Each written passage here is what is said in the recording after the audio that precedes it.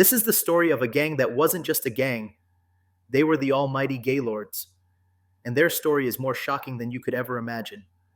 Forget everything you think you know. The Gaylords didn't start in a back alley drug deal. They began as a social club, the Postal Athletic Club, a place to keep kids out of trouble.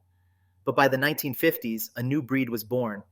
The greaser style took over, and with it came a new name, the Gaylords.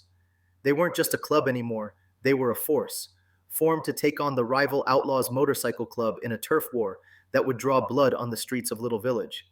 The 60s and 70s saw the Gaylords explode across Chicago. They weren't just fighting for corners, they were fighting for identity.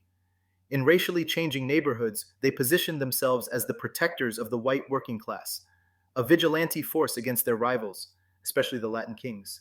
And their methods were terrifying. The Gaylords were known for their proactive, brutal attacks, instilling a level of fear that was legendary. We're talking about a gang that would drag the bodies of their enemies from their cars, a message to all who dared to cross them. But their reign of terror couldn't last forever. The 1990s brought a new era of gang warfare, and the Gaylords found themselves outnumbered and outgunned.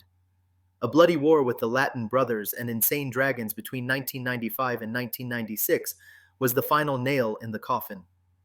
The Almighty Gaylords, once the undisputed kings of their turf, began to fade, closing their sections and disappearing back into the shadows of the city they once ruled.